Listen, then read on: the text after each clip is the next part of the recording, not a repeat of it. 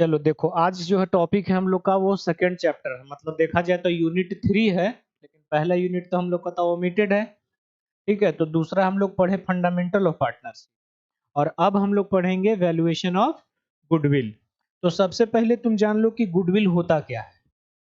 Goodwill का मतलब होता है गुड नेम और fame of any person is called goodwill. जो आदमी का जितना बढ़िया नाम रहेगा उसका उतना ज्यादा कस्टमर, उतना ज्यादा उसका फॉलोअर होगा। ठीक है, तो उसको बोलते हैं गुडविल। क्या बोलेंगे? गुडविल बोलेंगे। देखिए,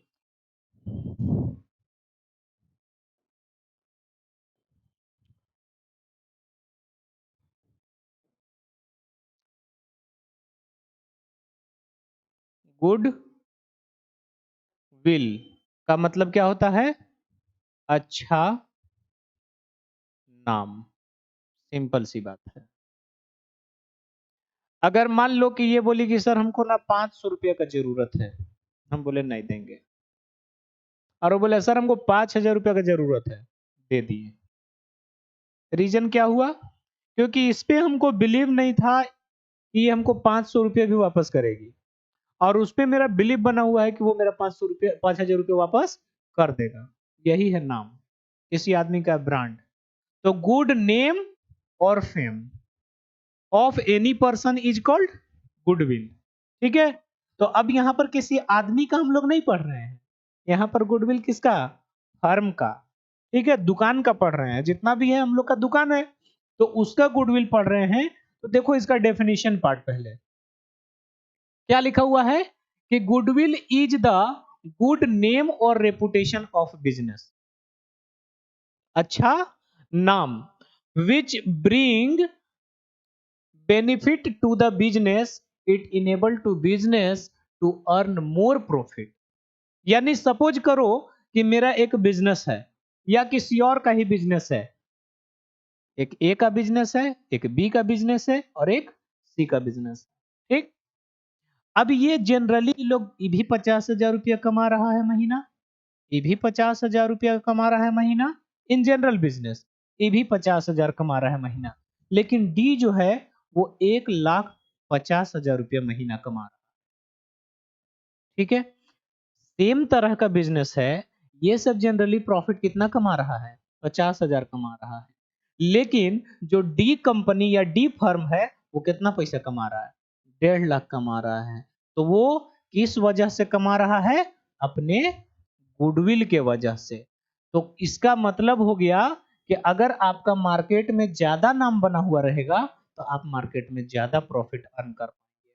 तो यहाँ पर फर्म से गुडविल का रिलेशन यही है कि आप एवरेज प्रॉफिट से अगर आप ज्यादा प्रॉफिट कमा रहे हैं तो उसका एकमात्र रीजन क्या है? गुडविल है। ठीक है, रेपुटेशन है। अब मान लो एक लोकल मार्केट में या लोकल ब्रांड है, जैसे हम लोग का दिमाग में है कि कुछ सामान खरीदना है हमको, तो हम लोग, या फिर हमको मान लेते हैं कि शर्ट खरीदना है, तो हम जाएंगे, शर्ट का कपड़ा खरीदना है तो रेमंड का शोरूम। और अगर रेमंड का शोरूम में जा करके हम ये पूछें कि कपड़ा अच्छा है जी, तो दुकान वाला हमको ऊपर नीचे ताकेगा, बोलता है रेमंड का शोरूम में आके बोलता है कपड़ा अच्छा है, वो ब्रांड है वो अच्छा ही होगा। अब एडिडास का शोरूम में जा करके बोलिएगा जूता अच्छा है जी, उसको अप्रूवल मिला है ना, वो ब्रांड है, वो अच्छा होगा ही होगा, वो ब्रांड बना हुआ पुमा का कंपनी। तो ये सब क्या है? ब्रांडेड प्रोडक्ट होता है, और ये सब काफी कॉस्टली भी होता है। लोकल प्रोडक्ट से वो सब कॉस्ट ज्यादा कॉस्टली होता है। तो वो है कि दिन प्रतिदिन जो बिजनेस में वो अपना मेहनत किया, अपना मैनेजमेंट किया, गुड क्वालिटी प्रोडक्ट दिया, इसके वजह से उसका मार्केट में क्या हो गया? नाम बन गया, और उसी नाम को हम क्या बोलेंगे? गुडविल बोलेंगे। लेकिन कितना नाम बना, इसको पता करना पॉसिबल नहीं, एग्जैक्टली पता करना पॉसिबल नहीं है। हम कितना अच्छा पढ़ा रहे हैं, कि 5 किलो का अच्छा पढ़ा रहे हैं, कि 5 लाख का अच्छा पढ़ा रहे हैं, या कितना खराब पढ़ा रहे हैं, ये आप मेजर कर सकते हैं? नहीं कर सकते हैं। ठीक है, किसी के लिए हम अच्छा पढ़ा भी सकते हैं, किसी के लिए बुरा भी पढ़ा सकते हैं। अगर हम आपको पढ़ा रहे हैं, समझ में आ गई बात, तो आपके लिए हम अच्छा हो गए कि सर अच्छा पढ़ाते हैं। लेकिन अगर आपको पढ़ा रहे हैं, किसी को नहीं समझ में आया, अरे सर बकवास पढ़ाते हैं, समझ में नहीं आ रहा है क्या पढ़ा रहे हैं, तो किसी लिए अच्छा भी हो सकता है और किसी के लिए खराब भी हो सकता है। ठीक है, तो गुडविल समझ में आया ना, गुडविल क्या है?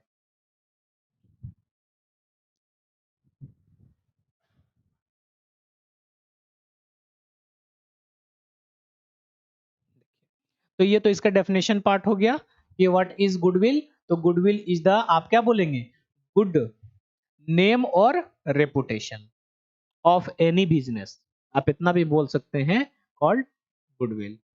अब यहां पर अगर दूसरे तरीके से बोलेंगे तो goodwill is an intangible fixed assets. अब बताओ, इंटेंजिबल है तो इसको ना तो आप सीन कर सकते हैं ना तो आप टच कर सकते हैं। इट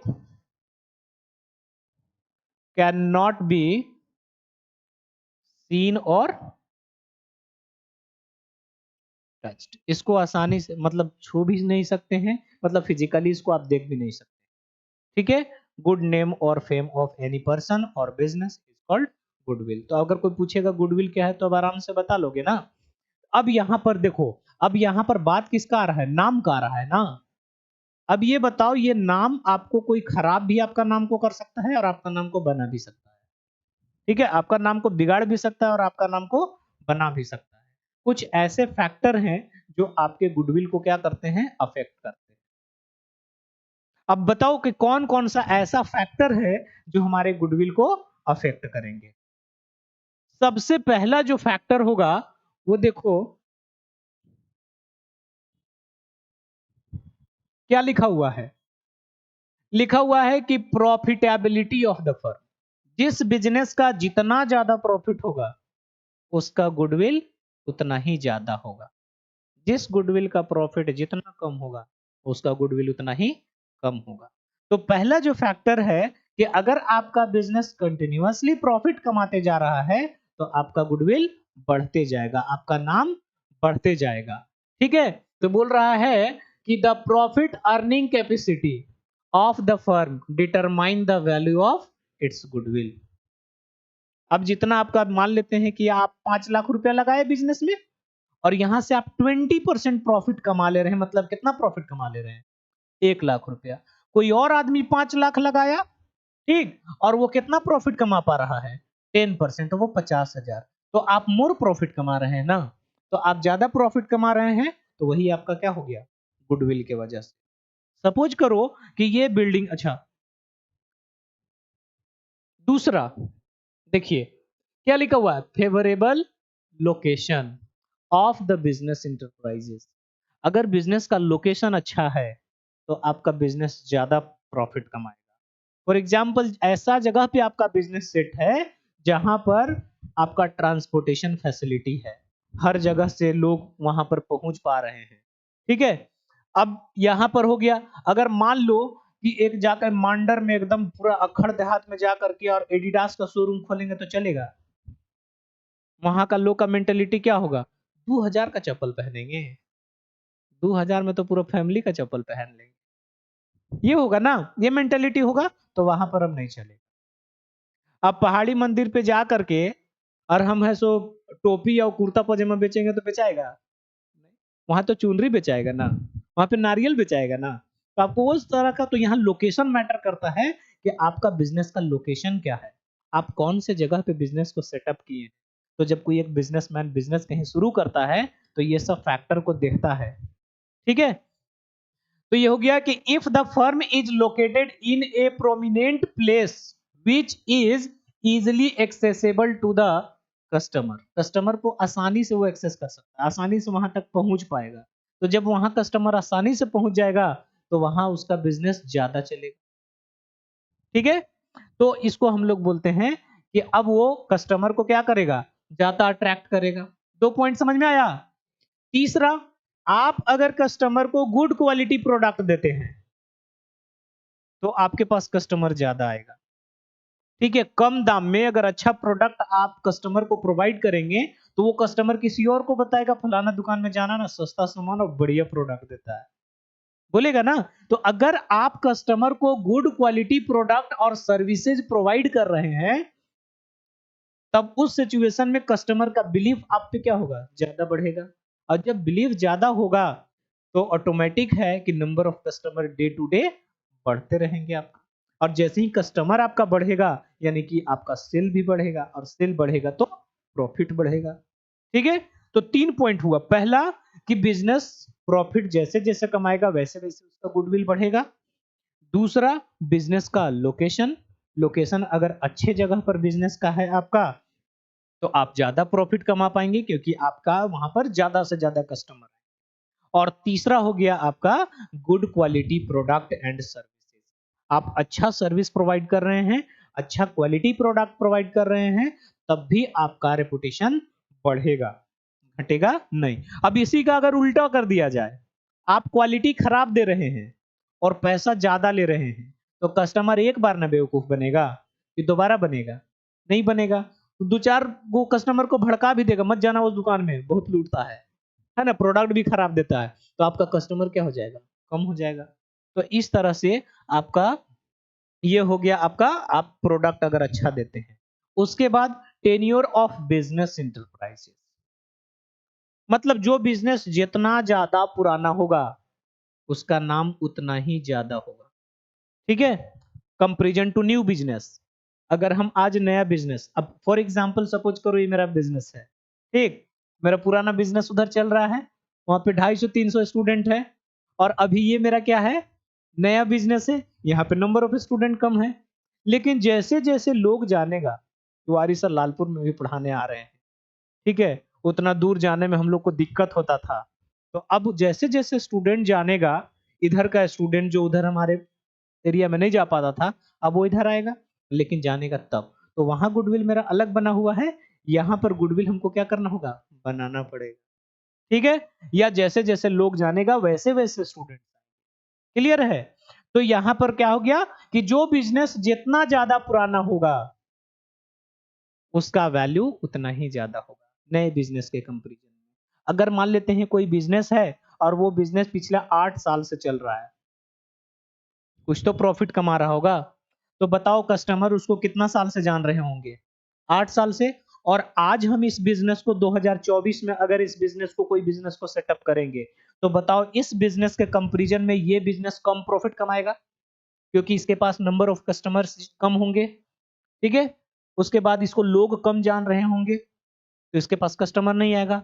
इस पर बिलीव है कि ये 8 साल से चल रहा है, ठीक है, लेकिन ये तो आज नया नया है, तो नया चीज पे जल्दी कोई विश्वास नहीं करता है, तो यहां पर इस पर कम। अब बताएंगे कि गुडविल का नेचर क्या होता है।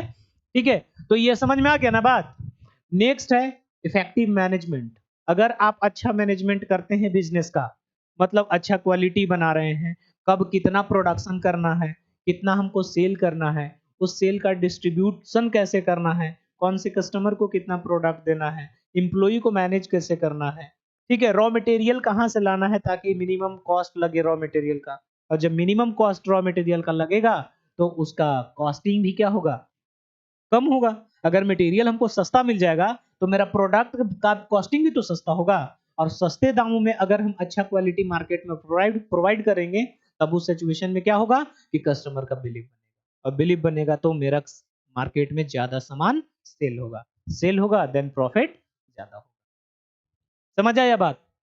उसके बाद अदर फैक्टर में भी, जैसे बहुत सारे अदर फैक्टर होंगे, जैसे कंपटीटर आपको अफेक्ट कर सकता है। आप 8 रुपए में सामान बेच रहे हैं, आपका कंपटीटर 6 रुपए में बेचेगा, ठीक है, आप जो क्वालिटी दे रहे हैं वो कम में देगा, लो कर देगा, या इस तरह से कंपटीटर फायदा भी देगा, ठीक है, वो कितना रुपए में दे रहा है, 6 रुपए में, आप कितना बेच रहे हैं, तो दो तरह से मार्केटिंग होता है। अरे वो क्वालिटी खराब दे रहा होगा, ऐसे बोलना होगा ना कस्टमर को, ठीक है, मे बी क्वालिटी खराब दे रहा होगा, हम दे रहे हैं, हम क्वालिटी में कॉम्प्रोमाइज नहीं करेंगे। तो इस तरह से कुछ गवर्नमेंट का पॉलिसी, मान लेते हैं जिस सामान का आप प्रोडक्शन कर रहे हैं अचानक से बैन कर दिया गवर्नमेंट, ठीक, जैसे प्लास्टिक का आपका मैन्युफैक्चरिंग कंपनी था, फैक्ट्री था, और गवर्नमेंट बंद कर दिया, ठीक है, शराब का फैक्ट्री था, शराब का दुकान था, गवर्नमेंट बैन कर दिया, या टैक्स का रेट बढ़ा दिया, तो आपको अफेक्ट करेगा ना, आपका प्रॉफिट में अफेक्ट आएगा ना, तो ये सब आपका अदर फैक्टर होगा। ठीक है, तो अब यहां पर आ गया कि गुडविल को प्रभावित करने वाले कौन कौन से फैक्टर हैं। समझ आया बात? तो फैक्टर तो समझ में आ गया। उसके बाद क्यों जरूरत है गुडविल का, अब भाई कोई भी काम करते हैं तो उस काम को कंप्लीट करने के लिए या काम करने के पीछे कुछ ना कुछ तो ऑब्जेक्टिव होता होगा ना। जैसा आपको पढ़ने के पीछे कुछ ना कुछ उद्देश्य होगा कि हमको एक अच्छा नौकरी चाहिए, या एक अच्छा लिविंग ऑफ स्टैंडर्ड चाहिए, या फिर एक अच्छा बिजनेसमैन बनेंगे। कुछ ना कुछ तो ऑब्जेक्ट लेके आए होंगे आप। और अगर कोई ऑब्जेक्ट नहीं है तो फिर बेलगाम घोड़ा का जैसा दौड़ते रहिएगा। ठीक है। कहीं कोई मान लेते, जब तक आप टारगेट सेट नहीं किए कि हमको, अगर मान लेते अभी 12th क्लास अच्छे से पढ़ना है, बस यही ऑब्जेक्टिव है।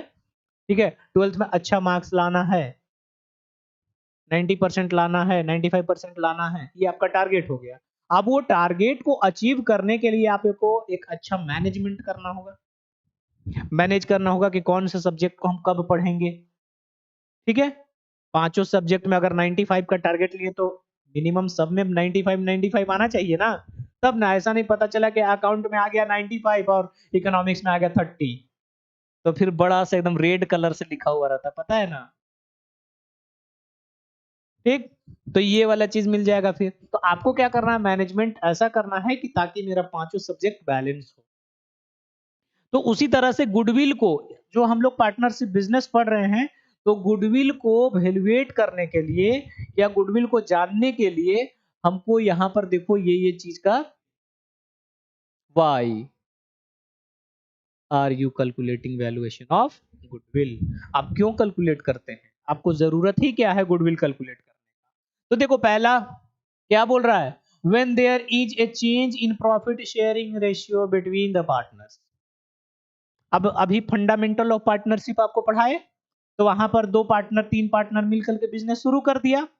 लेकिन फ्यूचर में अगर चाह रहा है कि जैसे इन लोग का रेशियो मान लो लेते हैं कि ऐसे था, तीन पार्टनर था, तीनों का रेशियो क्या था, 3:2:1। और अगर ये फ्यूचर में बोला कि नहीं अब ऐसे नहीं चलेगा क्योंकि इसको तकलीफ हो रहा है, नहीं होगा, इसको मिलेगा 3 भाग, इसको मिलेगा 2 भाग और हमको मिलेगा 1 भाग, हम भी तो मेहनत उतना ही कर रहे हैं। तो अब ये बोलेगा कि ऐसा करो, नहीं अब ऐसे नहीं चलेगा, तब कैसे चलेगा। अब क्या करना होगा, बराबर करना होगा। तो अगर profit and loss ratio change करेंगे तो आप जो बिजनेस पहले से कर रहे थे तो ये रेशियो बांट रहे थे। पार्टनरशिप एग्रीमेंट में किसी भी तरह का चेंज करना रिकंस्टिट्यूशन ऑफ फर्म कहलाता। अब वो चेंज ड्यू टू हो सकता है change in profit and loss ratio, या फिर नए पार्टनर के एडमिशन के कारण, या किसी पार्टनर के रिटायरमेंट होने के कारण, या किसी पार्टनर के डेथ होने के कारण फर्म के एग्रीमेंट में क्या होगा, चेंज आएगा। उसको बोलते हैं रिकंस्टिट्यूशन ऑफ। तो यहां पर बोल रहा है कि गुडविल का कैलकुलेशन। तो अब ये बताइए, पहले जो नाम बना होगा इन लोग का, तो इस रेशियो में ना नाम बटेगा उन लोग का, और आज बोल रहा है कि नहीं अब बराबर बटेगा।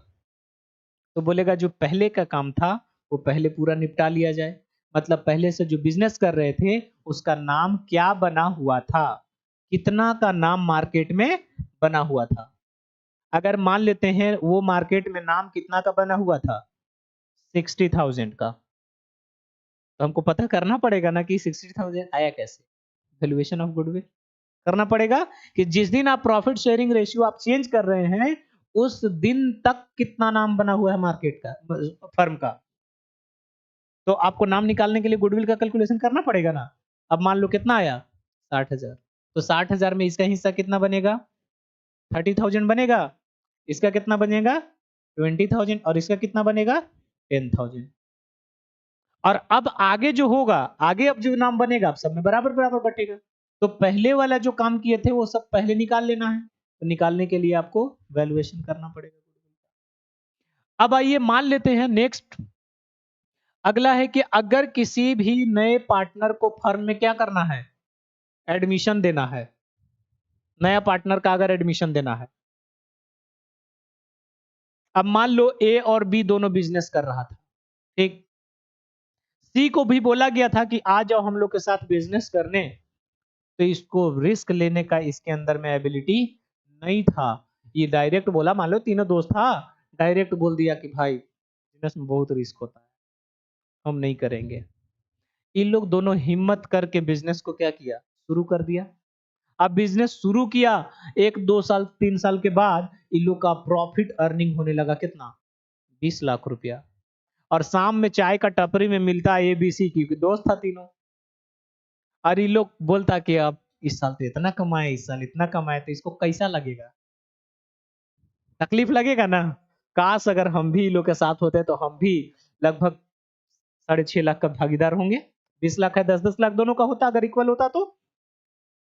अब इसको लगने लगा तकलीफ। बोला भाई उस समय तो गलती हो गया हमसे, हमको भी पार्टनर बना लो। ठीक है, तो इन लोग भी सोचा कि ठीक है पार्टनर तो बना लेंगे, लेकिन अब जो पार्टनर बना रहे हैं अब लॉस होने का चांसेस कम है। नहीं, अब प्रॉफिट कमा रहा है ना। बिजनेस में स्टार्टिंग में ज्यादा रिस्क होता है, तो अब इसका लॉस होने का चांस कम है। क्यों कम है? क्योंकि लोग का मार्केट में रेपुटेशन बन गया, मार्केट में एक वैल्यू बन गया, इतना टर्नओवर हो रहा है। तो अब ये आएगा इसके साथ। तो यहां तो बोलेगा कि जो कैपिटल लगाना था वो अभी के हिसाब से कैपिटल लगाना पड़ेगा, और इतना जो हम लोग मेहनत किए उसके बदले क्या? आम का पेड़ लगाने समय बोले कि पेड़ लगाओ, तो बोले नहीं लगाएंगे सूख जाएगा, और आज पेड़ बड़ा हो गया, आम खाने का बारी आया तो आ गया खाने। ठीक है, तो बोलेगा कि ये जो इतना मेहनत हम किए हैं उसके बदले में हमको पैसा चाहिए। तो इससे पूछा जाएगा, ये लोग बोलेगा तुम कितना लाएगा? तो कैपिटल जो लाएगा सो लाएगा, फ्री में तो नहीं ना किसी को एडमिशन देंगे। तो वो कैपिटल लाएगा, उसके साथ साथ क्या चीज का पैसा लाएगा? जो नाम बना हुआ है गुडविल का, उसका भी पैसा लेकर के आएगा। अब यहां पर ए बी, तो वैल्यूएशन करना पड़ेगा ना कि आखिर मार्केट में हम लोग का वैल्यू कितना है, नाम कितना का बना हुआ है, तो नाम निकालना पड़ेगा फिर। अब वो कैसे होगा? अब ये सी आएगा, तो सी भी तो चाहेगा ना पता करना कि आखिर तुम लोग का नाम कितना बना हुआ है, कहीं ज्यादा तो पैसा हमसे नहीं ना मांग रहे हो नाम का। ये लोग भी चेक करेगा ना कि हम लोग का मार्केट में रियल गुडविल कितना बना हुआ है, तो निकालने के लिए आपको वैल्यूएशन करना पड़ेगा गुडविल का। अगर कोई पार्टनर का डेथ हो गया, सॉरी रिटायरमेंट ले लिया, उतना दिन से मेहनत कर रहा था आपके साथ, तो उसके नाम के भी तो नाम होगा कुछ, तो वो अपना नाम का भी पैसा क्या करेगा? लेके जाएगा। कोई पार्टनर का अगर डेथ हो गया तो उसका भी जो एग्जीक्यूटर्स होंगे, जैसे उसका बाल बच्चा, वाइफ हस्बैंड, कोई भी तो होगा ना, मर गया तो उसका हिस्सेदारी बनेगा ना, तो उसका हिस्सा का पैसा उसके फैमिली को दिया जाएगा, तो भी गुडविल में हिस्सा होगा। फिर तो यहां तक पहुंच गए हम लोग। कोई पूछेगा कि गुडविल का वैल्यूएशन क्यों करते हैं, ठीक है, क्या जरूरत है, तो आप बता सकते हैं ना रीजन, कि अगर प्रॉफिट एंड लॉस रेशियो में चेंजेज आया तो गुडविल का वैल्यूएशन करना पड़ता है। ठीक है, कोई पार्टनर का एडमिशन देना हो तो वो पार्टनर कितना गुडविल लाएगा, उसके लिए फर्म का गुडविल का वैल्यूएशन होता है। कोई रिटायरमेंट हो रहा है पार्टनर, तो वो अगर जा रहा है तो उसका जाने का भाई वो गुडविल, अपना जो नाम बना हुआ था रेपुटेशन, वो अपना पैसा लेके जाएगा। या कोई डेथ हो गया तो वो अपना लेकर के चला जाएगा। और एक है व्हेन टू और मोर पार्टनरशिप फर्म आर क्या? अमलगमेटेड। अमलगमेटेड मतलब मिलना। मान लो जैसे ये तो कंपनी है, हीरो का नाम सुने हो, हीरो कंपनी, और एक होंडा कंपनी है, अभी दोनों मिल करके बनाया था ना हीरो होंडा, है ना। तो ये दोनों फर्म क्या हो गया? मिल गया। तो जब मिलेगा तो देखेगा ना कि सामने वाले को प्रॉफिट हो रहा है कि लॉस हो रहा है, सामने वाला का मार्केट में कुछ। एक अच्छा आदमी शराबी के साथ दोस्ती कर सकता है? नहीं करेगा, बोलेगा कि वो शराबी है ना, हमको भी लोग शराबी समझेगा। अगर उसके साथ रहेंगे, जुआरी के साथ रहोगे तो तुमको भी कोई जुआरी ही समझेगा कि आप भी जुआ खेलते हैं, वो खेलता है तो यहां पर क्या हो गया कि आपको देखना होगा, अगर दो फर्म एक साथ मिल रहा है तो जो दूसरा फर्म है उसका भी देखना होगा ना कि मार्केट में नाम है कि नहीं, उसके साथ हमको मिलने में फायदा होगा कि नहीं। अगला फर्म भी अगर आपके साथ मिल रहा तो वो भी जानना चाहेगा ना कि तुम्हारा मार्केट में नाम है कि नहीं, तब न जा करके वो दोनों मिलेगा, अमलगमेट होगा। अब मान लेते हैं वो सामने वाला कंपनी को जान रहे, फर्म को जान रहे हैं कि वो लॉस कंपनी है, बताओ उसके साथ हम मिलेंगे? नहीं, बोलेगा मेरा भी नाम खराब कर देगा वो।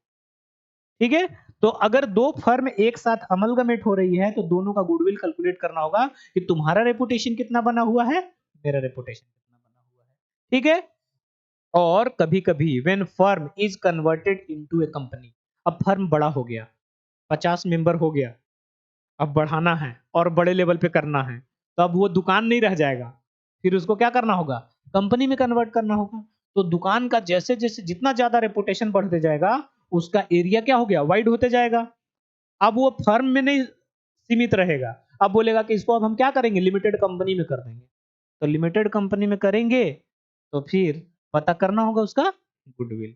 तो ये आपका जो 7 रीजन लिखे, ये है गुडविल कैलकुलेशन का 4 रीजन, 7 कारण जिससे हम लोग गुडविल का कैलकुलेशन करते हैं।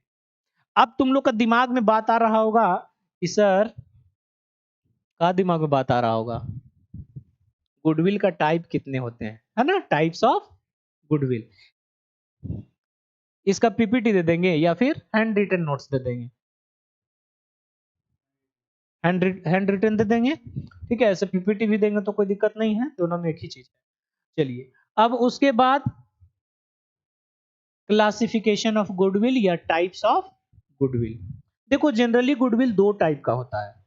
एक को हम लोग बोलते हैं परचेज गुडविल और दूसरा को बोलते हैं self generated goodwill. Purchase goodwill का मतलब ऑलरेडी किसी का ब्रांड बना हुआ है, नाम बना हुआ है, उसके फर्म को क्या कर रहे हैं आप, परचेज कर ले रहे हैं डायरेक्ट। मान लो कि ये फर्म का नाम बना हुआ है, ठीक है, सपोज करो कि इसका नाम बना हुआ है, इसमें टोटल प्रॉपर्टी मान लो 5 लाख का है, टोटल प्रॉपर्टी मान लो 5 लाख का है। अगर कोई इसको परचेज करना चाह रहा है, अब हम चाह रहे हैं कि अब हम नहीं चलाएंगे, अब हमको सेंटर नहीं चलाना, तो हम इसको बेच देंगे।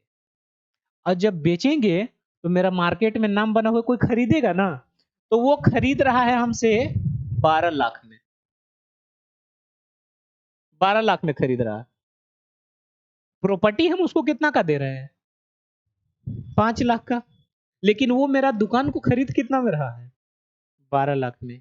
क्यों ये 5-7 लाख रुपए एक्स्ट्रा दे रहा है, इस वजह से दे रहा है कि हमको नए बिजनेस यानी कि सेटअप करने का जरूरत नहीं है, ऑलरेडी ये बिजनेस क्या हो रहा है, रन कर रहा है। हमको जाके प्रॉफिट में हिस्सा, क्योंकि मार्केट में इसका नाम इतना का बना हुआ है।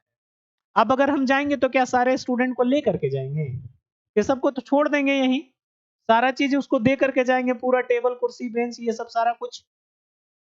तो यहां पर क्या हो गया कि जो इसको खरीदेगा तो इसको बोलते हैं परचेज गुडविल। इसको क्या बोलेंगे, परचेज गुडविल। मतलब जो बंदा इसको खरीदा वो इसमें मेहनत नहीं किया था, किसी दूसरे के मेहनत को क्या कर लिया, ये एक्वायर कर लिया, खरीद लिया, गुडविल कहलाएगा।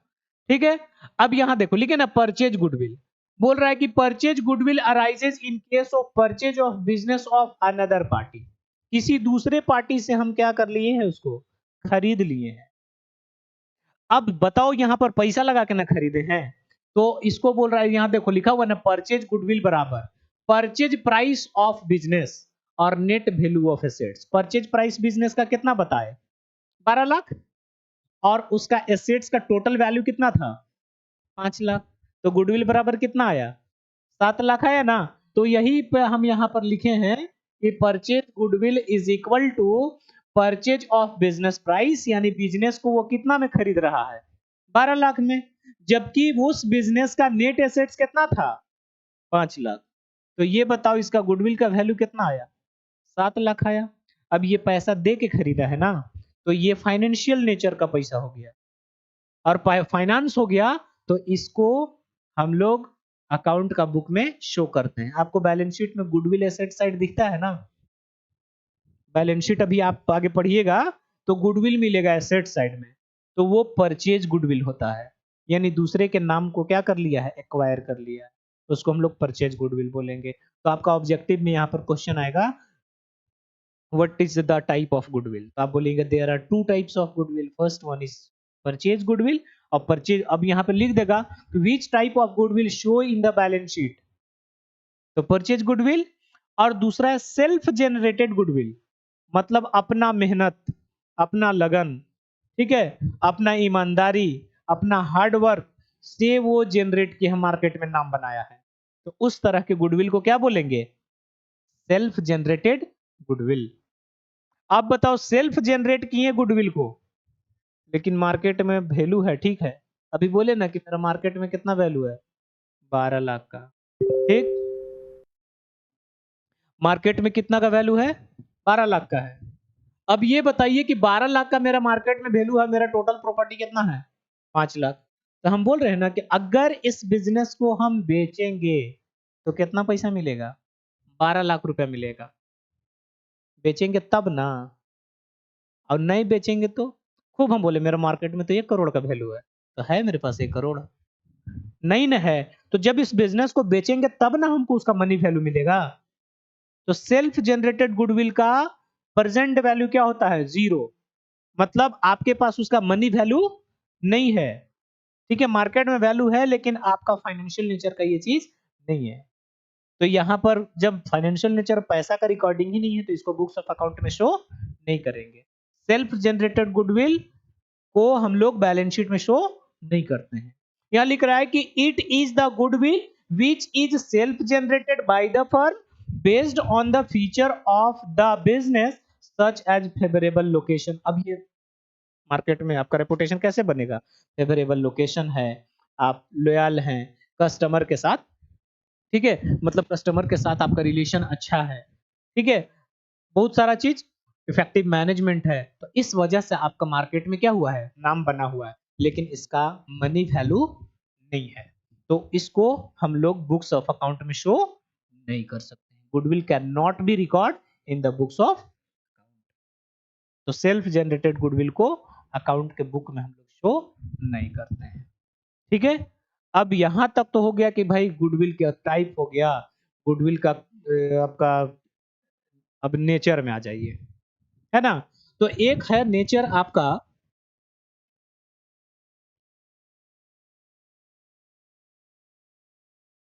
देखिए नेचर ऑफ गुडविल, एक हम बताएंगे आपको कस्टमर पॉइंट ऑफ व्यू से और ये एक जनरल पॉइंट ऑफ व्यू से।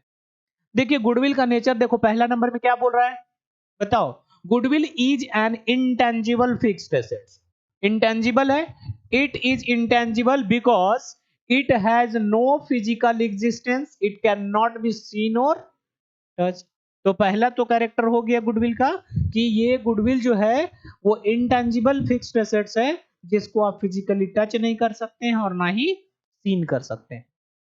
और दूसरा टाइप है it has a define value depending on the profitability of the business enterprises. ये बिजनेस का जितना ज्यादा प्रॉफिट होगा उतना ज्यादा गुडविल होगा, कम प्रॉफिट होगा कम गुडविल होगा, अगर लॉस होगा तो गुडविल नहीं होगा, है ना।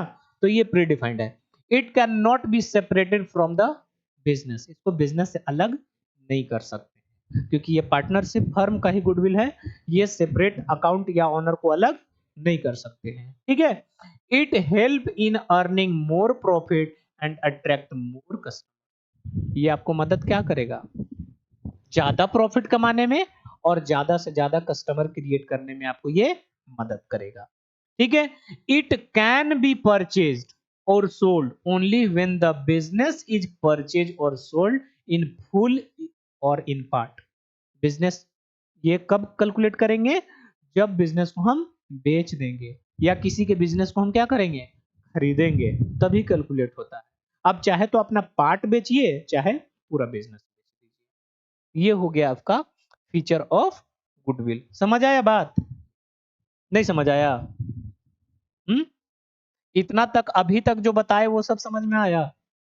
हम्म, अब यहां पर देखिए कस्टमर के पॉइंट ऑफ व्यू से नेचर, ठीक है, कस्टमर पॉइंट ऑफ व्यू से नेचर ऑफ गुडविल बताइए।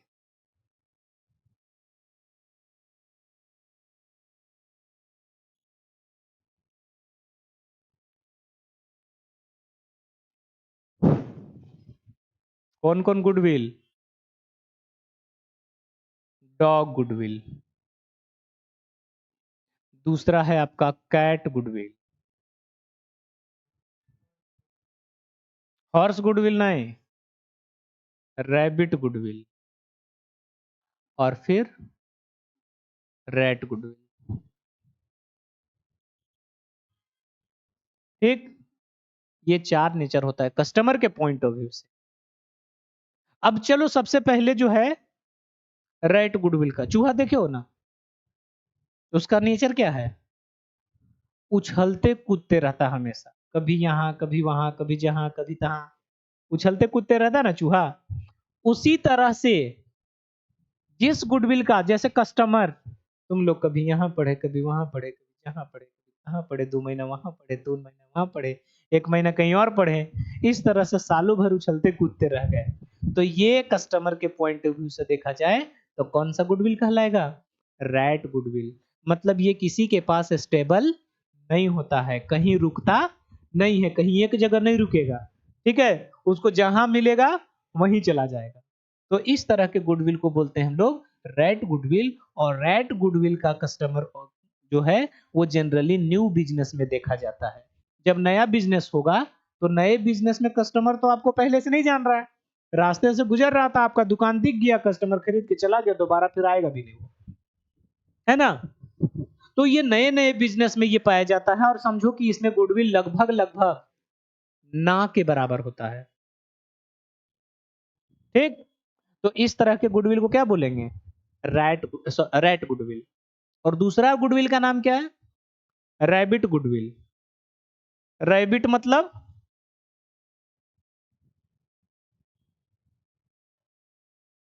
हार गया था ना, किससे?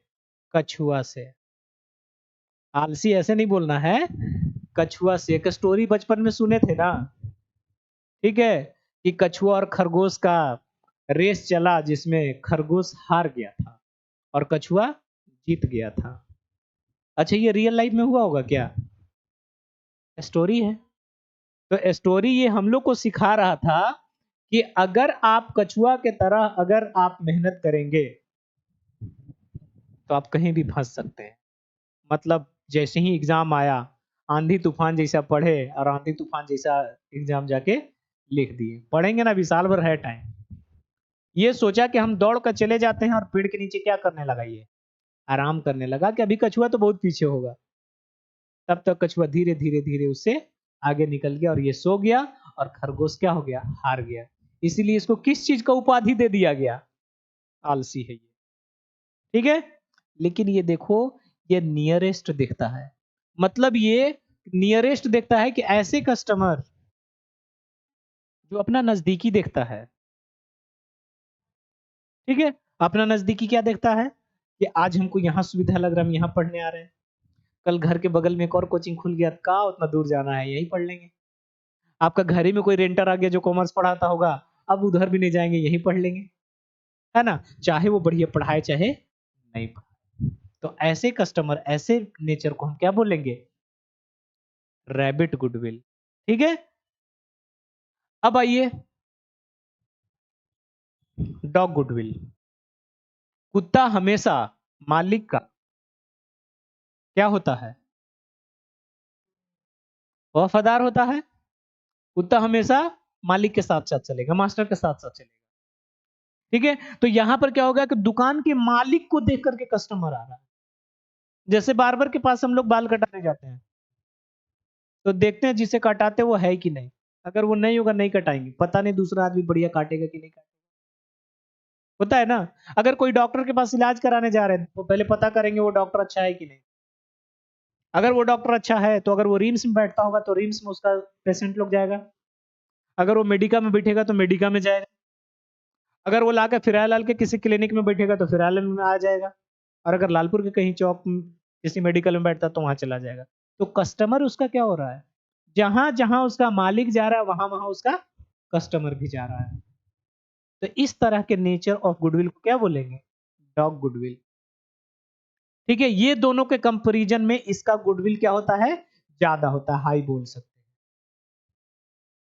और सबसे अच्छा गुडविल, सबसे हायर गुडविल इसको बोला जाता है रैट गुडविल। अब रैट बोल रहे, कैट गुडविल पूछता है एग्जाम में कि सबसे हायर गुडविल किस नेचर के गुडविल में, किस कस्टमर में पाया जाता है? क्या बोलेंगे आप? कैट गुडविल में। कैट क्यों?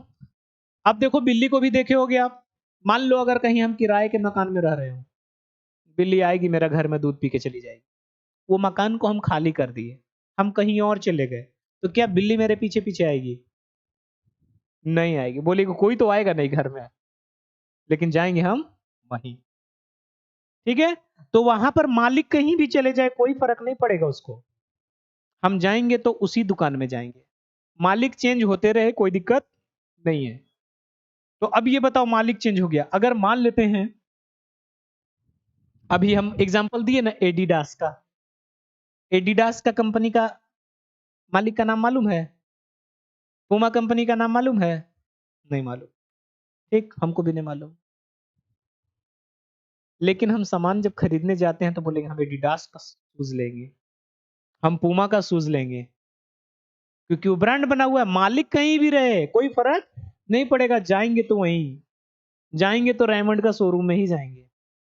ठीक है, तो ये क्या हो गया, नाम बना हुआ है, मतलब वहां पर उस चीज में डिमेरिट है ही नहीं, यही ना अप्रूव्ड हो गया है, तो आप उस जगह पे जाइएगा। तो ऐसे बिजनेस में ज्यादा ना, मालिक कहीं भी बैठा हुआ है, उसका कस्टमर आए जा रहा है, सामान खरीद के लिए जा रहा है, तो ज्यादा प्रॉफिट कमाएगा ना वो। और जब ज्यादा प्रॉफिट कमाएगा तब फिर उसका ज्यादा गुडविल बनेगा, और ज्यादा गुडविल बनेगा। तो ये आपका हो गया customer point of view, goodwill का नेचर। तो थ्योरेटिकल पार्ट इधर आपका हो गया कंप्लीट। अब इसका हमको क्या करना है, वैल्यूएशन करना है, वैल्यूएशन ऑफ गुडविल। तो इसमें आपका टाइप्स ऑफ गुडविल है ना, method of, method of valuation of goodwill. तो जब गुडविल का आप वैल्यूएशन करेंगे तो जनरली इसका, देखो तुम लोग को पढ़ना कितना मेथड है, 3 ही मेथड पढ़ना है। पहला मेथड है average profit method, average profit method. और दूसरा जो पढ़ना है वो आपका है सुपर प्रॉफिट मेथड। और तीसरा जो है आपका वो है कैपिटलाइजेशन प्रॉफिट मेथड। एक और है एन्युटी मेथड, जो कि वो तुम लोग को, अब इसका 2 टाइप है, एक को हम लोग बोलते हैं सिंपल एवरेज, और एक को बोलता है वेटेड एवरेज बोलेंगे। सुपर प्रॉफिट अकेले है, और इसका भी 2 टाइप है, इसमें है आपका एवरेज कैपिटलाइजेशन, और इसका है सुपर कैपिटलाइजेशन। यही मेथड है हम लोग का इस चैप्टर। ठीक, तो एवरेज प्रॉफिट का मतलब हो गया कि एवरेज कुछ ईयर का प्रॉफिट दिया हुआ रहेगा।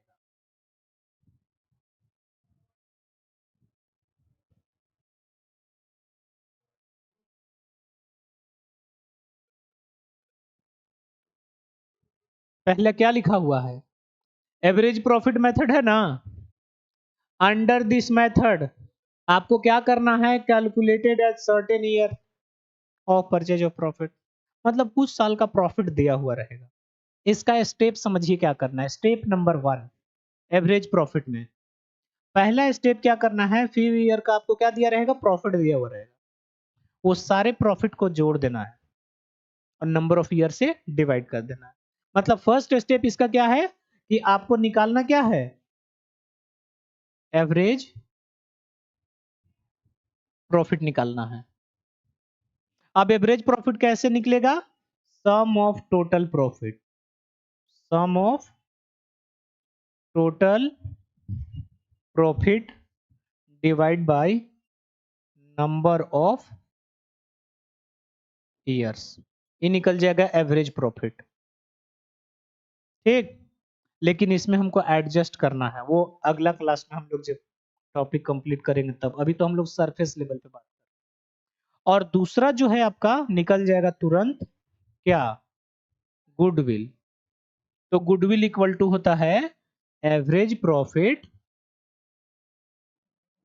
Into number of year purchase. अभी नंबर ऑफ ईयर परचेज क्या होता है, नंबर ऑफ ईयर परचेज का मतलब हो गया कि वो जो गुडविल है वो कितने साल तक इफेक्टिव रह सकता है। ठीक है, जो प्रॉफिट है उस प्रॉफिट के बेसिस पे हम कितना साल तक हम गुडविल अर्न, यानी नेक्स्ट प्रॉफिट अर्न कर सकते हैं, हम नाम को बरकरार रख सकते हैं, उसको बोलते हैं नंबर ऑफ ईयर परचेज। ये हमेशा क्वेश्चन में गिवन रहेगा, number of year purchase always question में गिवन रहेगा। ठीक है, तो ये इसका काम न्यूमेरिकल ना, इतना तक बात। थ्योरेटिकल पार्ट पूरा समझ में आया ना, कोई दिक्कत?